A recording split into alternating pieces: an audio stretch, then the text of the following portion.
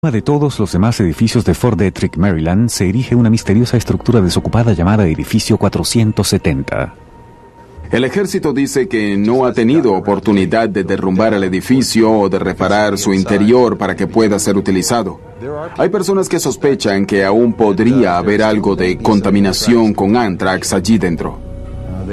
Lo descontaminaron 3 veces, pero debido a la naturaleza insidiosa del anthrax, que se convierte en espora y se puede ocultar en grietas y rendijas, no dicen que el edificio es 100% seguro. Actualmente, si fuesen a trabajar en el edificio con un taladro hidráulico, los obreros tendrían que usar mascarillas para proteger su respiración. Pero no puedo entender por qué alguien querría dejar ese edificio allí si no hubiera nada de qué preocuparse.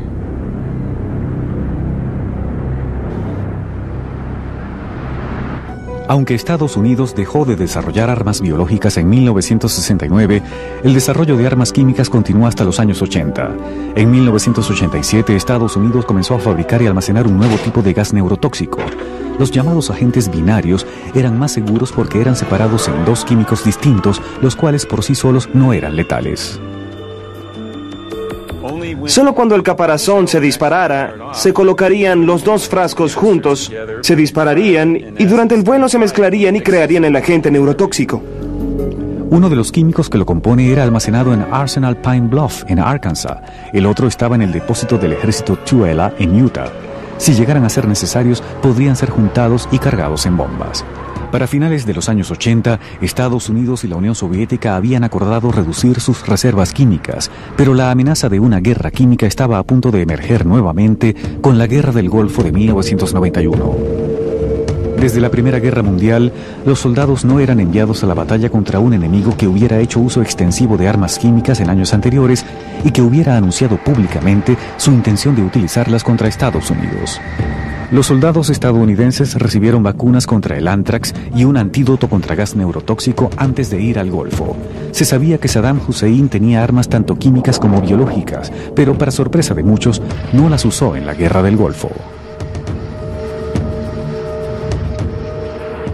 Creo que una de las cosas que nadie entiende del todo es por qué Saddam Hussein no las usó. Sin duda, uno de los aspectos de la respuesta sería que se habría sentido disuadido por la capacidad nuclear de Estados Unidos.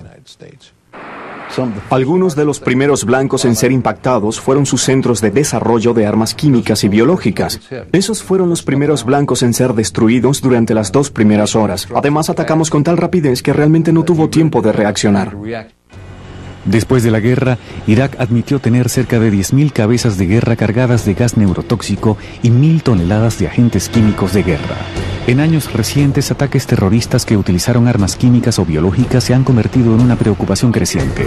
En 1996, el Congreso de Estados Unidos aprobó una nueva ley antiterrorismo para proteger el país para futuros ataques con armas químicas o biológicas. Desde entonces, ciudades de todo Estados Unidos han realizado simulacros y ejercicios y han reforzado sus sistemas de seguridad contra un posible ataque terrorista. Creo que la sensación general de la mayor parte de la comunidad de seguridad nacional es que cada vez corremos un riesgo mayor de sufrir un ataque químico o biológico contra Estados Unidos durante los siguientes años. La pregunta no sería si llegará a ocurrir, sino cuándo ocurrirá. Las consecuencias, si un evento a gran escala llegara a ocurrir, serían catastróficas. Tendríamos un arma de destrucción masiva que involucraría un ataque químico o biológico que podría matar a decenas o centenas de miles de personas. Para nosotros sería un desastre enorme, algo que nuestro país nunca ha enfrentado. Es imposible tener vacunas específicas para todos los agentes biológicos posibles en todo el país. El excientífico de armas biológicas de la Unión Soviética, Ken Alibek, trabaja en un tratamiento general para ayudar a las víctimas de ataques biológicos sin importar de qué agente se trate. Actualmente, Alibek es el científico principal de Hadron Incorporated en Virginia, que realiza trabajos de investigación para el Departamento de Defensa de Estados Unidos. Uno de nuestros proyectos más grandes es el desarrollo de una preparación para aumentar una respuesta inmunológica no específica para proteger contra un amplio espectro de armas biológicas y que podría ser utilizada por tropas y por la población general. Junto a las amenazas verdaderas de terrorismo biológico se han producido también amenazas falsas. Las farsas son fuente de una frustración y temor crecientes. Ya hemos visto evidencia de cientos de farsas en las que las personas, bien sea por teléfono o por correo, han realizado amenazas. Los blancos han sido agencias específicas, clínicas de aborto, grupos antiaborto, iglesias, instituciones médicas y oficinas del FBI. Si usted en su oficina recibe una carta que dice que usted ha sido blanco de un ataque con anthrax por el material que contiene la carta, lo primero que debe hacer es ponerse en contacto con las autoridades y llamar al número de emergencia. Lo segundo es mantenerse en su lugar. No vaya corriendo por ahí mostrando la carta y dándosela a todo el mundo. Y luego, tan pronto le sea posible, lave las partes de su cuerpo que estuvieron expuestas, sus manos, su cara, lave vigorosamente solo con agua y jabón. En el caso improbable de que tal carta en efecto contuviera anthrax, se iniciaría inmediatamente un tratamiento con antibióticos. Las armas químicas y biológicas han sido llamadas las armas nucleares de los pobres, de tecnología relativamente baja y barata. Son mucho más fáciles de fabricar para un país en vías de desarrollo que un arma nuclear. Además de Estados Unidos y sus aliados, la lista de países que se cree que poseen armas químicas y o biológicas es larga, incluye más de 16 países y continúa creciendo.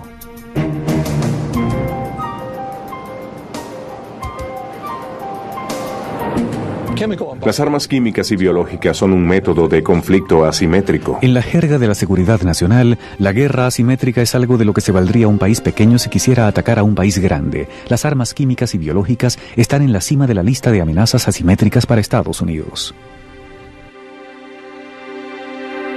Por ejemplo, un escenario en que la asimetría es un factor es en Corea del Norte. Una de las preocupaciones que hemos tenido es que Corea del Norte utilice armas químicas contra nuestras líneas de comunicación, contra nuestras bases aéreas, contra nuestra infraestructura. Muchos de los estados que quieren tener sistemas de misiles más avanzados están también interesados en programas de armas químicas o programas de armas biológicas, en cierto modo. De manera que tenemos medios de despliegue sumados al arma en sí. Según la CIA, Corea del Norte ya podría ser capaz de alcanzar a Estados Unidos con un misil y pronto Irán podría hacer lo mismo. Muchos expertos están preocupados por lo que pudo haber sucedido con los miles de investigadores, científicos y técnicos que trabajaban en los vastos programas soviéticos de armas químicas y biológicas hasta los años 90.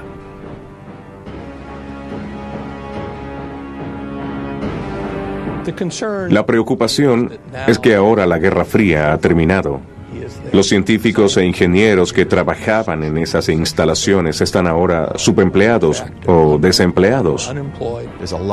Hay mucho conocimiento en las cabezas de muchas personas, tanto a nivel técnico como en los altos niveles de científicos sofisticados que trabajan en estos programas. Sabemos que a algunos de estos científicos les han ofrecido dinero para que vayan a trabajar en Libia o en Siria. Teníamos miles de científicos con conocimientos muy sofisticados sobre cómo investigar y desarrollar armas biológicas. Algunos de ellos están en Estados Unidos y algunos en Europa. Puedo contar unas 20, 30 o 40 personas que sé dónde están y lo que hacen hoy en día. ¿Dónde está el resto? No tengo idea de lo que hacen actualmente. Tanto Estados Unidos como Rusia han jurado deshacerse de sus reservas de armas biológicas para el año 2007. Pero la destrucción de armas químicas es una propuesta costosa. Deben ser quemadas en plantas especiales de incineración que no permiten que los gases tóxicos escapen. Para el año 2001, Estados Unidos había destruido el 22% de sus reservas, mientras que Rusia no había destruido ninguna de sus armas químicas. Durante siglos, la actitud de la sociedad hacia la guerra con armas químicas y biológicas se ha caracterizado por una especie de retroceso moral. Pero se ha dicho que no existe una razón lógica para decir que son peores que cualquier otra arma convencional, pues morir por una herida de metralla puede ser tan malo como morir por efecto de un gas neurotóxico. Entonces, ¿por qué las armas químicas y biológicas nos producen una mayor repulsión? Hacer que alguien se enferme deliberadamente contraviene un sentido básico de norma humana, de tratar de hacer que las personas estén bien y saludables si podemos. Algunas personas han dicho que este esfuerzo por usar armas químicas o biológicas es salud pública a la inversa. Esta salud pública, a la inversa, contraviene esa sensación universal, esencial, que indica que las personas deberían esforzarse porque el resto de las personas estén más saludables y mejor. Creo que podemos aferrarnos a eso y utilizarlo como una manera de minimizar la posibilidad de que se usen armas químicas o biológicas. Los días de desarrollo de armas químicas son un recuerdo que se borra en el antiguo arsenal de Edgewood, en Maryland. Ahora tiene un título más amigable, se le conoce como el Área Edgewood y se utiliza únicamente para investigaciones de defensa. Pero la escalofriante realidad es que en algunas partes del mundo las armas químicas y biológicas son vistas como el futuro y no como el pasado.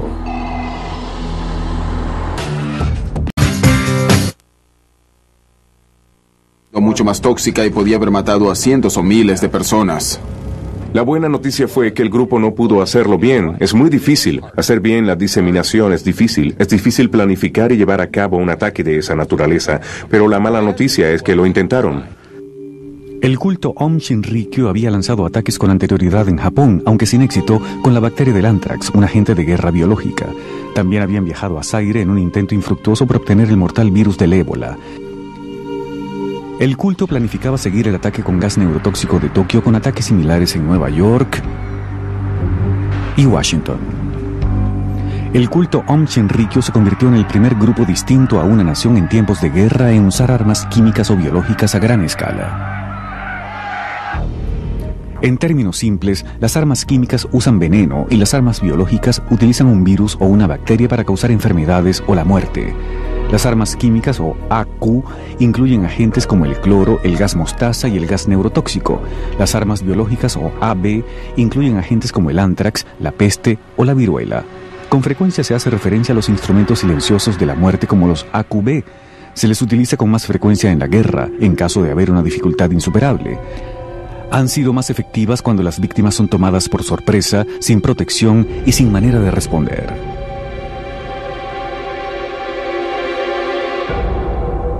La historia de la guerra química y biológica se remonta a hace más de 4.000 años, a las guerras de la antigua India, cuando los soldados utilizaban cortinas de humo y vapores tóxicos contra sus enemigos. 1000 años más tarde, durante la dinastía Sung en China, se utilizó humo con arsénico en las batallas. En el siglo VI a.C., los sirios envenenaron los pozos de sus enemigos con una enfermedad de hongos llamada cornezuelo de centeno. El siglo siguiente, durante la guerra del Peloponeso, los espartanos quemaron brea y azufre para producir gases venenosos, los cuales introdujeron por debajo de los muros de la ciudad del enemigo ateniense. Era un tubo largo en el que colocaban una mezcla dañina. En el fondo tenía fuelles que se podían bombear y hacer que la peligrosa mezcla se filtrara al nivel del muro del defensor. En el año 1346 de nuestra era, durante el sitio de Kaffa, en lo que ahora se conoce como Ucrania, el ejército tártaro catapultó los cadáveres de víctimas de la peste sobre los muros de la ciudad, lo que creó una epidemia entre los residentes que los obligó a rendirse. Se entendía que era peligroso estar cerca de las personas que contraían la peste porque el aire que les rodeaba de alguna manera estaba contaminado. Nadie entendía que eran bacterias llamadas Yersinia pestis las que causaban la enfermedad en las personas. En Estados Unidos, durante la Guerra Franco-India a mediados del siglo XVIII, Sir Jeffrey Amherst, comandante de las fuerzas británicas en Estados Unidos, sugirió el uso de la viruela para reducir a las tribus indias que le eran hostiles a la corona. En 1763, uno de los ayudantes de Amherst les dio como regalo a 2 jefes indios mantas y pañuelos extraídos de un hospital para enfermos de viruela. La viruela pronto se apoderó de las tribus de la región, las cuales no tenían defensas contra esta enfermedad. La idea de utilizar químicos para atacar al enemigo fue sugerida durante la Guerra Civil estadounidense, particularmente en situaciones sin solución aparente en las que ningún bando tenía una ventaja clara con armas convencionales. En realidad, hubo una propuesta durante el estancamiento que sugería verter cloroformo por las ventilas del Virginia y el Monitor, los acorazados, y así poner a dormir a sus tripulaciones. Otra sugerencia era utilizar una manguera del departamento de bomberos para rociar cloroformo sobre los soldados enemigos. El problema con esa propuesta era que le dispararían primero a cualquiera antes de que siquiera lograra acercarse lo suficiente como para verter el cloroformo. Ningún general de ninguno de los dos bandos mostró interés. A comienzos de siglo, el mundo y sus ejércitos aún no tenían idea de cuán devastadora podía ser la guerra química. Pero en un campo de batalla en Bélgica, cerca de un pueblo llamado Epp, estaban a punto de averiguarlo.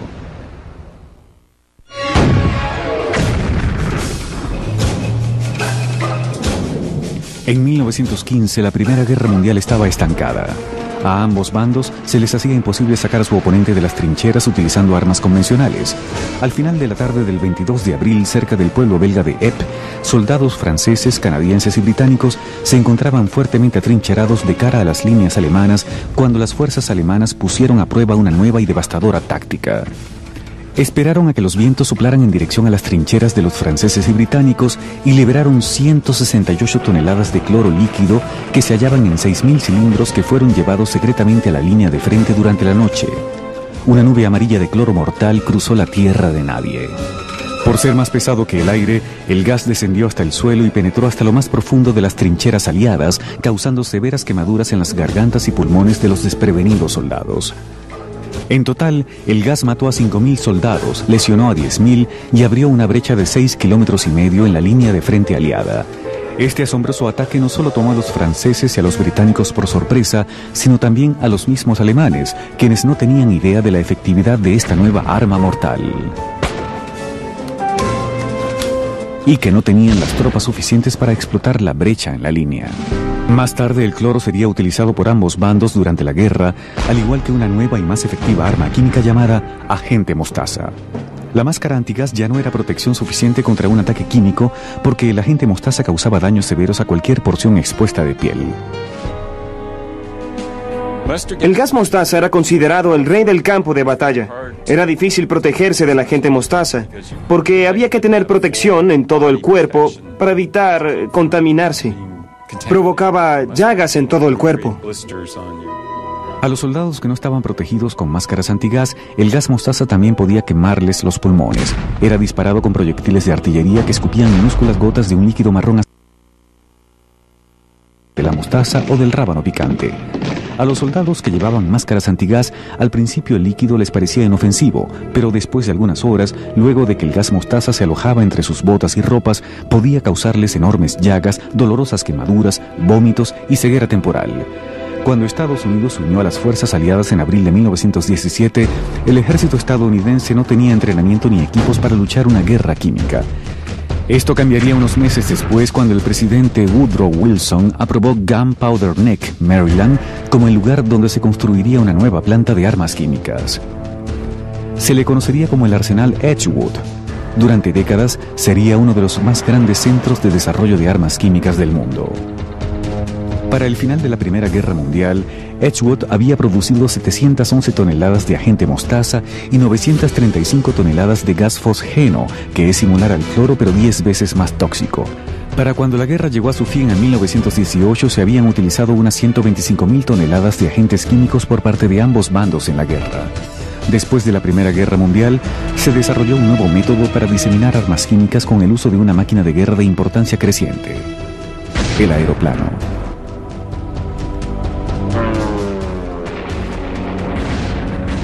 Se imaginaron que la siguiente guerra consistiría en oleadas de aeroplanos con grandes tanques llenos de agentes químicos que serían rociados sobre las líneas de frente y las ciudades. En efecto, durante las campañas italianas y etíopes, los italianos usaron agentes químicos en forma de bombas que lanzaron desde aeroplanos.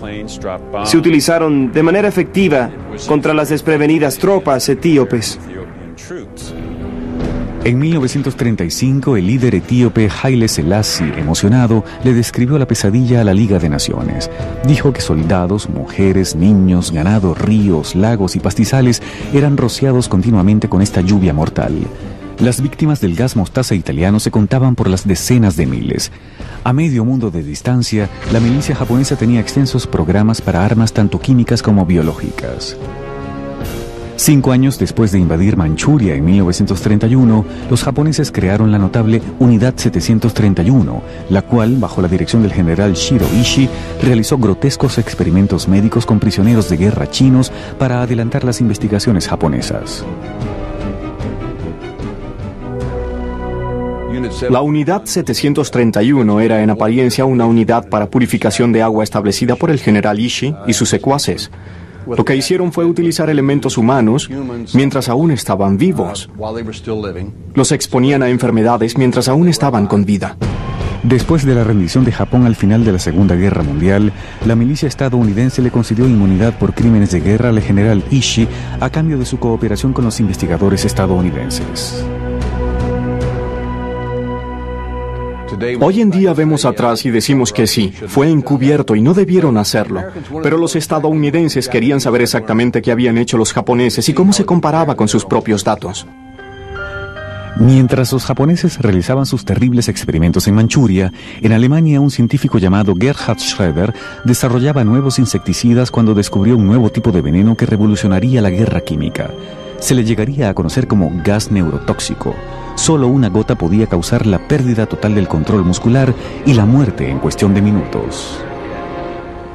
Usualmente es inodoro. A veces tiene un olor suave, dulce, pero rara vez es suficientemente fuerte como para dar indicios de su presencia. El gas neurotóxico bloquea la acción de una enzima que controla la transmisión de los impulsos nerviosos. Causa fuertes señales nerviosas descontroladas a los músculos. El primer gas neurotóxico alemán se llamó Tabun. 2 años más tarde, Schroeder creó un nuevo agente nervioso llamado sarín, que era 10 veces más potente que el Tabun. Tanto como la 1/5 parte de una gota de sarín en la piel humana podía causar la muerte. En la Alemania nazi se produjeron miles de toneladas de Tabun y sarín, pero Hitler nunca las utilizó. De hecho, ni las armas químicas ni las biológicas fueron usadas en combate por las fuerzas del eje ni por los aliados en la Segunda Guerra Mundial. Se ha especulado mucho sobre el por qué las armas químicas o biológicas no fueron utilizadas durante la Segunda Guerra Mundial. Existía la idea de que Hitler estaba reacio a hacerlo por su propia experiencia durante la Primera Guerra Mundial, durante la cual él supuestamente fue expuesto a gases, y su experiencia fue tan horrenda que no quería imaginar la posibilidad de que fueran utilizadas contra sus propios soldados. También estaba el entendimiento de que si un país las utilizaba, quedaba bastante claro que su oponente comenzaría a utilizarlas también.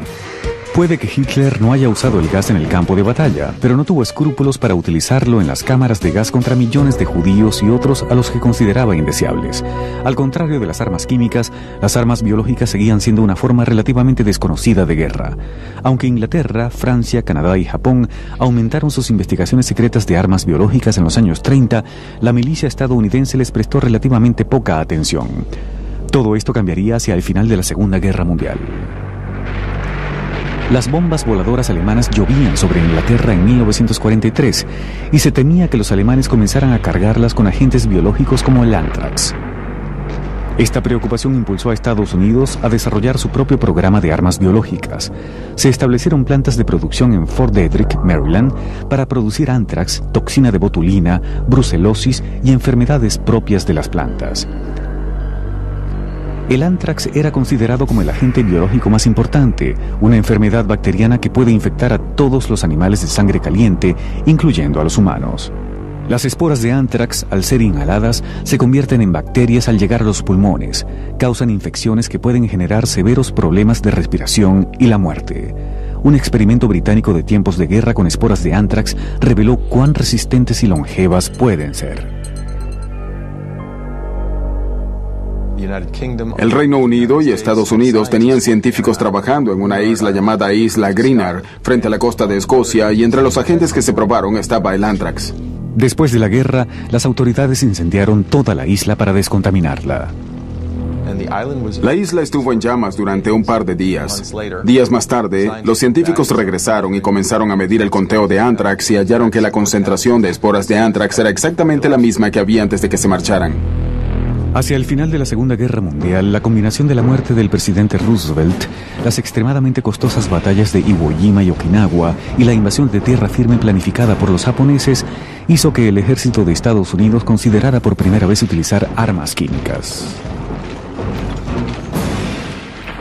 Muchos de los oficiales de guerra química que conocían los efectos de los agentes químicos pensaron que tal vez podían salvar vidas estadounidenses iniciando una guerra química. Fue tema de debate en los más altos niveles, pero nuevamente se tomó la decisión de no iniciar una guerra química. En 1945, la bomba atómica acabó efectivamente con las discusiones. Después de la Segunda Guerra Mundial, los científicos británicos crearon un nuevo gas neurotóxico que era considerado mejor que el tabún y el sarín desarrollado por los alemanes. Se le llamó VX. El VX tiene un mayor poder residual, es decir, el sarín comienza a disiparse después de algunas horas de haber sido rociado en un ambiente, pero el VX se mantiene en el lugar durante días o semanas y conserva su toxicidad. Conforme aumentaban las tensiones de la Guerra Fría en los años 50, se acumularon grandes cantidades de los gases nerviosos VX, sarín y tabún por parte de Estados Unidos y la Unión Soviética. En Estados Unidos, el sarín fue cargado en bombas de racimo de 400 kilogramos, cada una de las cuales contenía 76 bombas más pequeñas cargadas de gas neurotóxico. Las investigaciones de armas biológicas también habían aumentado en los años 50 a ambos lados de la cortina de hierro. En Estados Unidos se diseñó una bomba biológica de racimo de 225 kilogramos que contenía 108 bombas biológicas más pequeñas cargadas de bacterias o virus. Durante los años 50, el programa de guerra biológica de Estados Unidos, ubicado en Fort Detrick, Maryland, era una de las áreas más secretas de las investigaciones de defensa estadounidenses. La mayor parte del área nunca ha sido revelada. Bill Patrick comenzó a trabajar en Fort Detrick en 1951 y allí permaneció hasta que el programa de guerra biológica fue desmantelado en 1969. Tuvimos dos grandes enemigos, la Unión Soviética y la China comunista. Sospechábamos que tenían programas de armas biológicas. Nosotros, y me incluyo, nos considerábamos patriotas. Cuando trabajábamos con un agente letal como el Anthrax, arriesgábamos nuestras vidas. Imagina que te diera gripe, que tosieras un poco. Lo primero que pensarías es, Dios mío, tengo Anthrax pulmonar y lo único que me resta es morir. Desde el inicio del programa biológico a comienzos de los años 50 hasta su fin en 1969, hubo 456 infecciones contra los científicos que laboraban en Fort Detrick, 3 de ellas fatales.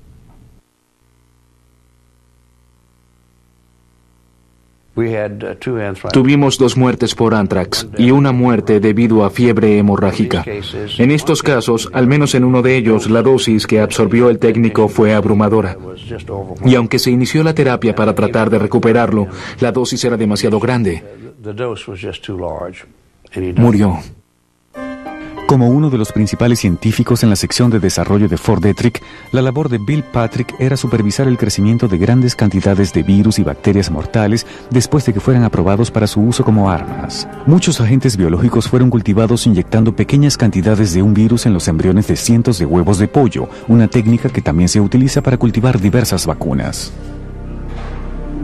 Tengo aquí una muestra del virus de la encefalitis equina venezolana. El polvo es entre rosado y rojo porque el organismo se cría en un huevo de pollo y luego se procesa el embrión. Por supuesto, el embrión es rojo oscuro debido a la infección y el color se debe al proceso de deshidratación. Aunque esta muestra ya no es infecciosa, la encefalitis equina venezolana, o EEV, es un ejemplo de agente incapacitante. Bill Patrick considera que agentes como el EEV son más humanos que las armas convencionales. Puedo hacer un buen caso con agentes incapacitadores que prácticamente no matan a nadie, pero que pueden incapacitar a una población y permitir que las tropas entren al área y tomen el control. Pueden utilizar personas de apoyo médico, antibióticos, cualquier cosa que se use para tratar enfermedades. Por otra parte, solo hacen falta 2 personas para enterrar a otra.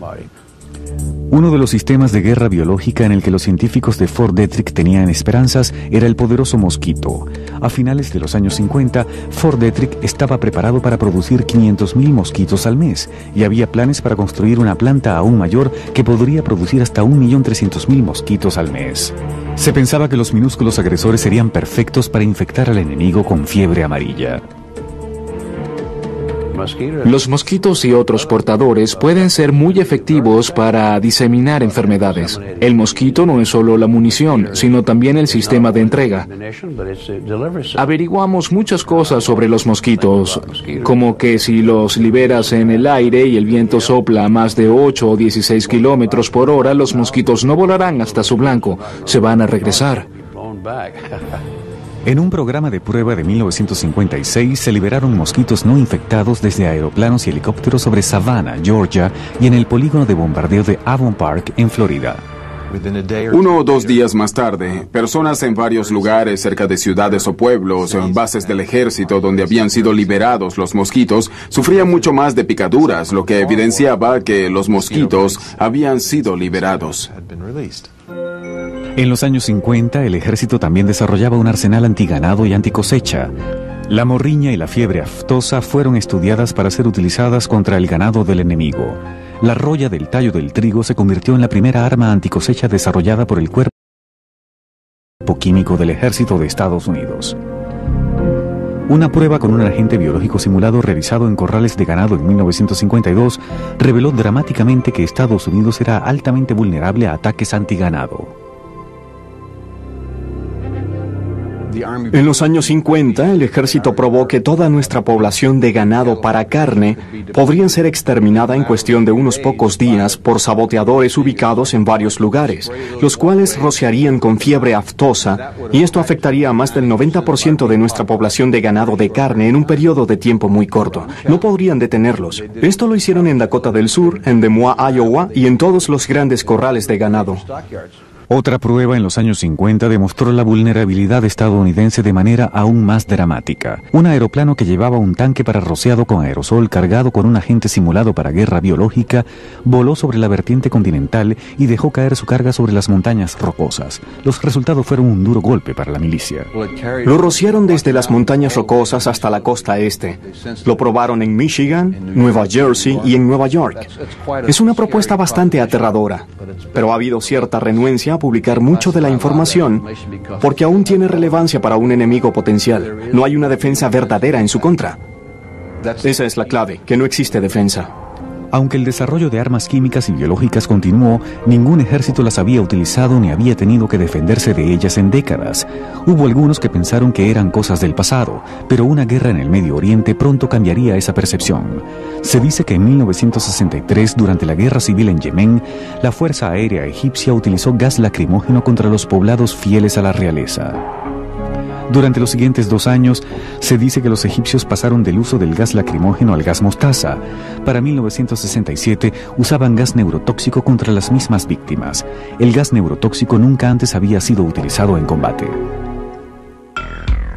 Las preocupaciones y protestas contra las investigaciones sobre el gas neurotóxico en Estados Unidos se incrementaron en 1968 cuando 3.000 ovejas murieron misteriosamente en un rancho cercano al campo de prueba Dugway del ejército estadounidense en Utah, un centro importante de pruebas de armas químicas. Aunque al principio el ejército se negó a aceptar la responsabilidad, finalmente se determinó que el gas neurotóxico se había filtrado del área de Dugway durante una prueba y mató a las ovejas. Los químicos para desfoliar, desarrollados por el ejército estadounidense a finales de los años 50, fueron ampliamente utilizados durante la guerra de Vietnam para evitar que el enemigo se ocultara. El más notorio fue el agente naranja, un herbicida que contenía un contaminante llamado dioxina, una sustancia altamente tóxica que se piensa causa cáncer y defectos de nacimiento. Miles de veteranos estadounidenses piensan que al haber sido expuestos al agente naranja, se les causaron serios problemas de salud que sufren hasta la actualidad. Como ninguno de los dos bandos utilizó más agentes ofensivos mortales durante la guerra de Vietnam, como el gas neurotóxico o anthrax, algunos llegaron a pensar que estos agentes eran historia, que ya no eran una amenaza, lo que resultaría ser nada más que una ilusión. En 1969, el presidente Nixon fue a visitar Fort Detrick, Maryland, el que durante décadas fuera el centro de investigaciones de guerra biológica de Estados Unidos. Sorprendió a todos al anunciar que todas las reservas de armas biológicas de Estados Unidos serían destruidas y que los programas de desarrollo serían eliminados. He decidido que los Estados Unidos de América renunciará al uso de cualquier tipo de arma biológica letal que quite la vida o incapacite. En 1980, la guerra química estaba por hacer una nueva aparición en el campo de batalla. Con el estancamiento de la guerra entre Irán e Irak y los iraquíes enfrentando ataques humanos masivos de los iraníes, Irak recurrió a armas químicas, principalmente gas mostaza y al gas neurotóxico tabún. Irán afirmó que varios miles de sus soldados murieron por ataques con gases venenosos durante esa guerra. En el hemisferio occidental, a principios de los años 80, Cuba acusó a Estados Unidos de valerse de guerra biológica luego de que se desatara una epidemia de dengue que barrió con la nación insular. Esta enfermedad no mortal causa fiebre alta y dolores severos en músculos y articulaciones. Se propaga por el mosquito Aedes aegyptis, el mismo insecto que transmite la fiebre amarilla. La Unión Soviética envió a uno de sus generales más influyentes a investigar los alegatos de Cuba en 1982. Cuando le pregunté cuál era su opinión, si era o no una epidemia deliberada, por supuesto dijo que era una epidemia natural porque era una cepa cubana normal del virus. Pero cuando le pregunté qué le había dicho a Fidel Castro, me dijo que le había dicho que había sido un ataque con un arma biológica.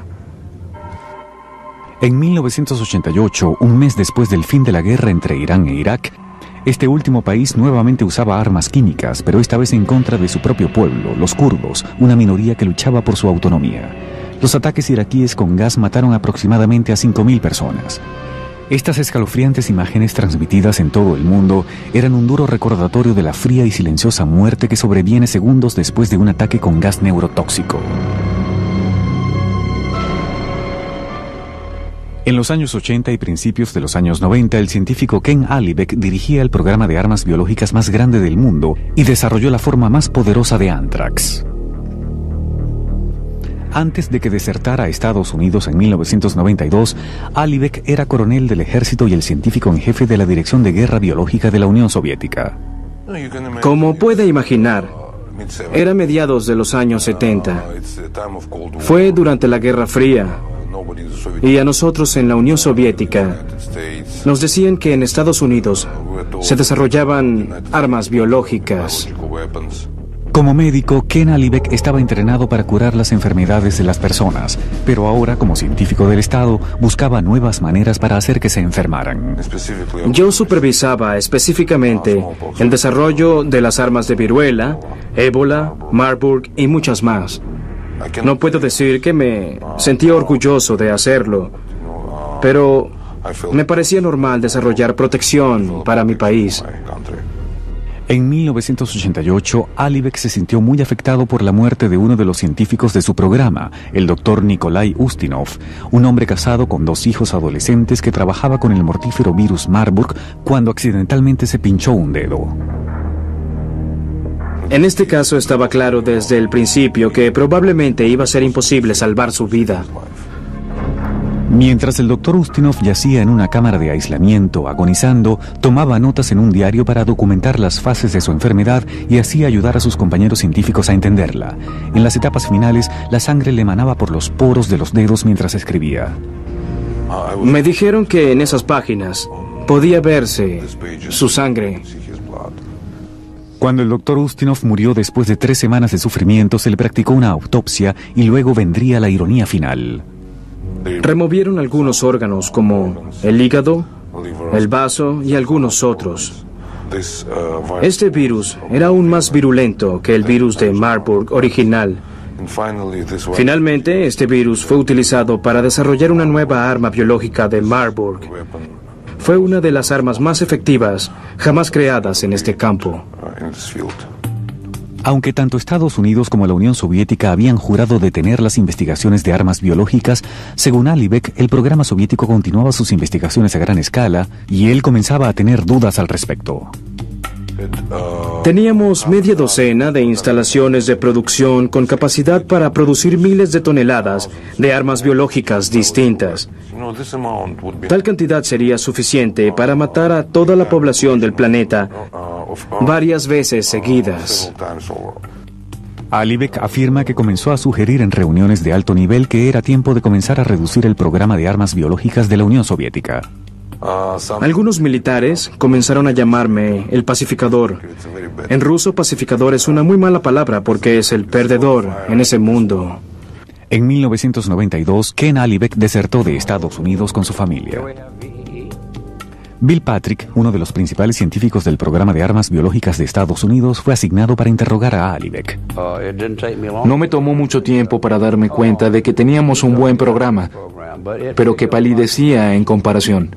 Nuestra instalación de producción en Pine Bluff, Arsenal, Arkansas, podía producir aproximadamente 1 tonelada métrica de anthrax deshidratado al año. Para nosotros era una cantidad enorme de anthrax considerando el efecto que tiene. Cuando supe que el Dr. Alibek podía producir 4.500 toneladas de anthrax, me dije, Dios mío, hay una diferencia de 4.500 toneladas a una. Pero congeniamos de inmediato. Desarrollamos una buena relación al instante y hoy en día Ken Alibek y yo somos buenos amigos. Después del interrogatorio, a Bill Patrick y Ken Alibek les asignó a escribir una historia conjunta de los programas de armas biológicas de Estados Unidos y la Unión Soviética. Al comparar sus notas, hallaron un patrón tan sorprendente como alarmante. Cada vez que Estados Unidos creaba algo nuevo, los soviéticos lo tenían poco tiempo después. Alibek y Patrick llegaron a la misma y pasmosa conclusión: debe haber habido un espía en Fort Detrick. Me dijo, Bill, los programas son muy similares. Tuve que estar de acuerdo con él porque veía a un lado del andamio. Aquí está el programa soviético y nuestro lado. Él decía que teníamos que tener personal en Detrick. Quiso decir espías porque era demasiado preciso. El tiempo era demasiado preciso. Cuando vi tantas coincidencias, estaba claro que algo estaba sucediendo. Alibek y Patrick mencionaron sus sospechas en el reporte que le presentaron a la CIA. La agencia se ha rehusado a hacer comentarios. Cuando Ken Alibek desertó, proporcionó también detalles sobre un incidente que había sido un misterio desde finales de los años 70. Se trataba de un accidente en un laboratorio soviético de anthrax en una sociedad remota entonces conocida como Sverdlovsk. Alibek dice haberse enterado de que uno de los funcionarios de su programa había cometido un error trágico en Sverdlovsk algunos años atrás, el cual causó miles de infecciones por anthrax y muchas muertes. Uno de mis oficiales, llamado Nikolai Dimishov, retiró un filtro de un sistema de deshidratación y olvidó colocar uno nuevo. Terminó su turno y cuando llegó el turno nuevo para iniciar la deshidratación, comenzaron a liberar el agente en el aire. Al principio, la Unión Soviética dijo que la epidemia de anthrax había sido causada por personas que comieron carne contaminada. Pero más tarde, el líder ruso Boris Yeltsin confirmó en su autobiografía que el incidente fue causado por un accidente con anthrax en un laboratorio militar. El saldo final de muertos en el incidente de Sverdlovsk es desconocido, pero los estimados alcanzan las 600 muertes.